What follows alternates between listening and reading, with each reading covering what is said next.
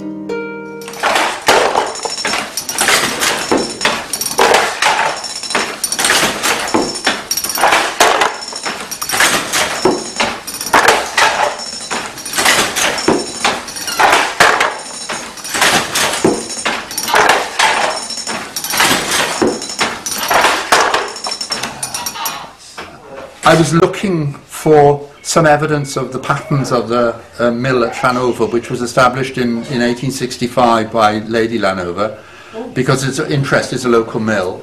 And I absolutely drew a blank everywhere. There was nothing in the local museum, there was nothing in County Records Office. All round it was just nothing available. There was a conference in 2002 to celebrate the centenary of Lady Llanover. And I took my opportunity and sort of said, does anybody know of examples? And a lady afterwards came up to me and showed me a piece of cloth, and she said, my grandmother bought this from the mill. Now she was quite advanced in years, so I calculated that we're talking about an example from about maybe the 1920s. And she said to me, would you like it? So I was absolutely amazed, because my first thing was, ooh, gosh, could I recreate that? Well, anyway, I did. I came home and very quickly I recreated it. And it was actually this pattern which the sample was. And you can see it's a sort of a diamond pattern. Now, I don't just slavishly copy, I like to experiment and so on. So I thought, right, wonderful. I'll see what that looks like in a different sort of twill. And so I did a 4/4 twill. That's what we call a 2/2 twill. So I did a 4/4 twill. And that is the pattern that resulted from that. And then, of course, you chose one which was another variant, which was a slightly different threading and produces the same sort of diamond, but in this kind of chain effect.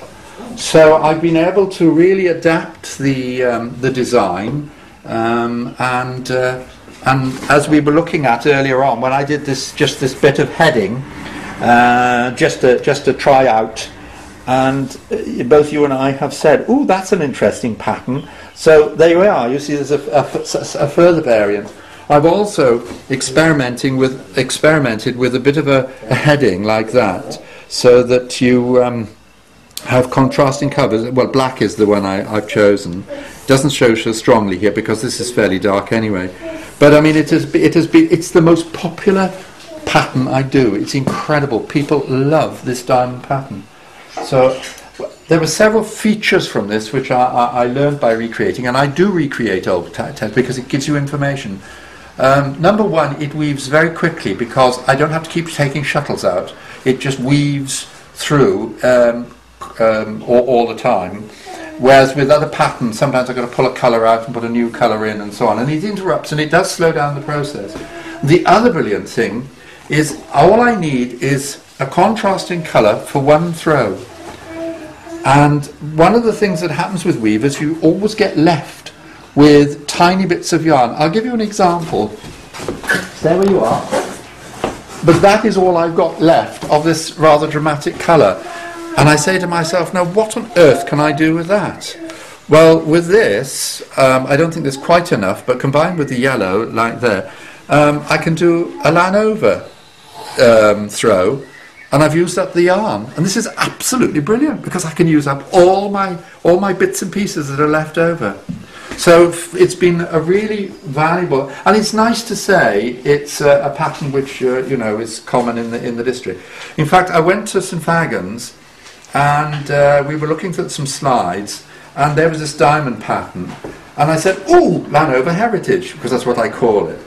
And she said, no, this is just a pattern that was common in the South Wales mills. which figured. I mean, Llanovers in South Wales, and so obviously they copied what was popular in all the mills. So, although it isn't really absolutely unique to Llanover, but it is unique to South Wales. And I've not seen it around. I've not seen it in other districts. So, there we go. Very effective.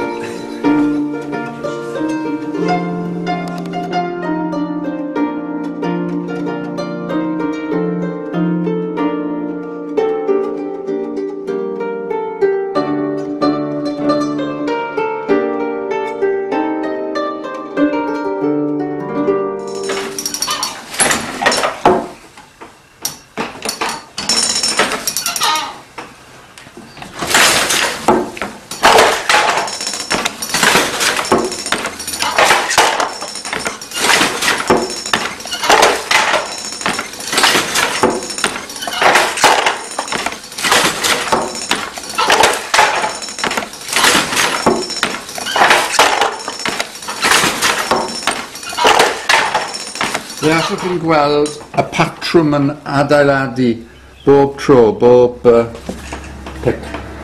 So the pattern, you can watch the pattern building up as the yarn goes through, which is fascinating.